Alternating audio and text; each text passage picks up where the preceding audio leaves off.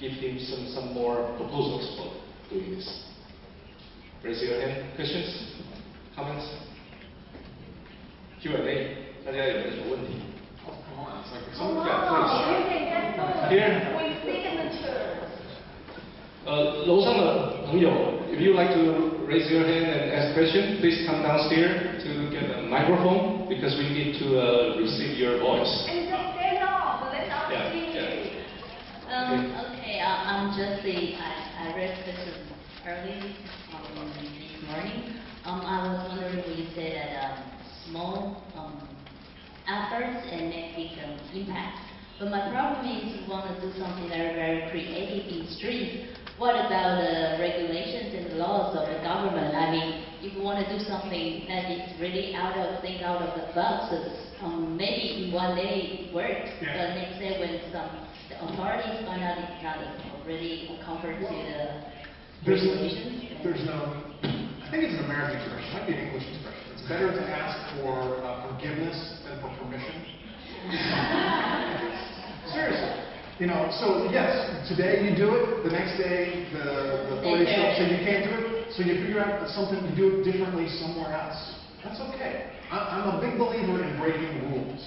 You know, don't, you know, obviously you don't want people to get hurt, so I mean, be smart, you know, but again, the city has rules in place for a reason, of course.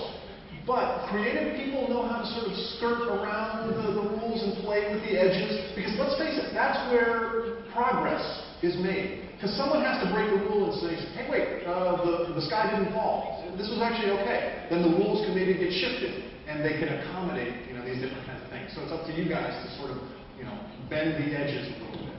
Yeah. Here, look for you. Be creative in breaking rules. That's right. Okay. One more question. Over here.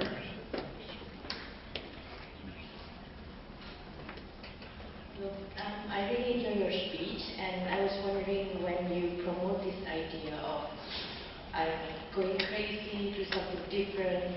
Do you have you ever got any negative responses from the officials or the one who creates? No, not yet. Not yet. I suppose it's coming at some point. But no, I think what I'm trying to find is a balance between, you know, rules and creativity. Cities say they want creativity. Creativity is about change and breaking rules and risk-taking, right? You can't invite creativity into the room and then try to control it. It doesn't work that way. You know, try to control artists, right? Tell artists what they can and cannot do. You'll have a revolution, right? So no, you want to have this balance between the two. You know, between, you know, rules and safe and things like that, nobody gets hurt, but enough interesting stuff to happen. So no, I think smart leadership knows it's not just about standing on rules. Yes. Time for more? All right. You made me cry. When you were showing the video, it was like really touching and ever saw that. And you know, you're right. You bring about the emotions of the people, for you know, and bring their passions for the cities really worked. And I myself have traveled to like almost 200 cities. I've been to 40 countries in the world. And earlier when you were mentioning Pamplona, I did the research on that San Fermin festival. And I think it's a very creative city, you know, because the tradition itself was really creative, running, you know, in front of the bulls and involving a lot of things going on. But I also heard that a lot of, you know, they are too much fun, and there are some consequences. People have been killed. Yeah, that's what I was going to ask, because I heard that a lot of Australian travelers, they travel to Pamplona because there were a lot of things, a lot of too much fun, you know, 7 days non-stop fiestas, parties, drinking, and dancing. So there are a lot of problems raising after that. For example, like drugs, something else. Look, if these are, mostly these are adults, they can make their own decisions, right? If you're stupid enough to let a bull chase you through the streets and you get hurt, It's like you have no one to blame really but yourself. But it's the experience, the excitement. I mean, you know, we take risks. You parachute jump, you ride a bike, you skateboard, you ski. Any of those things are risky. You can get hurt doing any of that kind of stuff. You could certainly get hurt running, being chased by bulls and whatnot. Does that mean we stop doing those things, for the sake of the experience? I hope not. So again, it's finding the right balance. It's like, what is just too stupid to do?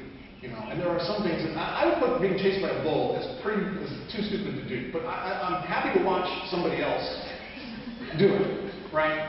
But I don't want to take away their choice to be able to do that. So I think, again, it's balance. I think there is a relationship between the boring environment and the stupid things that people do. Yeah, good point. Yeah, people who are bored are going to do, really stupid things. They say in America, yeah, that's true. Like the most famous last words, that they say in America, it's like, hold my beer and watch this. That's a cute Oh, it's like, hold my beer, watch this. I'm going to jump backwards off of this and do a backflip, that kind of thing. Watch this. That's it. But people who are bored you're absolutely right, will do stupid things. But people who are stimulated and want, they will find a way to join the party, as it were.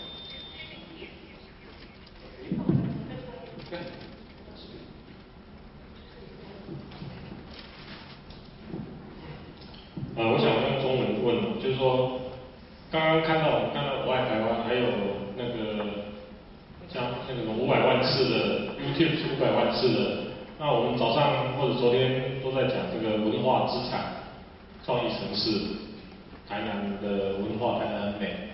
那我不知道我们有多少把这个新的media、新的科技带进来，我们自己爽。自己觉得自我感觉良好而已，还是我们希望把台南的美，或者是这些创意城市的美，能够有那个企图心，要让全世界知道。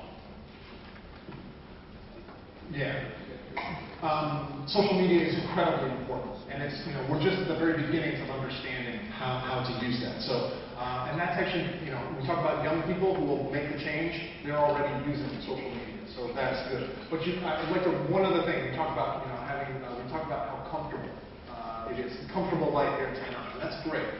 Here's the thing: creative, entrepreneurial people don't want comfortable. They want a place where they can feel like they can make a difference. They can make something happen. They can make meaning. So, comfortable is nice, and that's good. But I think you've got to figure out a way to tell the story that you're inviting folks like you to do something amazing here in the city, beyond just comfort. That's a brave city that can do that. And again, it's finding that balance between comfort and safety and risk-taking. Doing something extraordinary. I think this pretty to the point because I don't know how many of you have read a magazine called Monochrome. Each year during the summer they do the ranking of the city, like ever, as I mentioned. But since last year, they focus on the livability instead of comfort or livability of the city. So look at the magazine and check out the criteria, what kind of criteria they are looking for. Because, like you said, the top is having fun, playing, and engaging with the city. Okay, I think that's about time. We have to stop. And then if you have any other questions, you can come over and ask Professor Cho and Peter. We thank you for Peter's introduction and Professor Cho's discussion. For our participation. Thank you.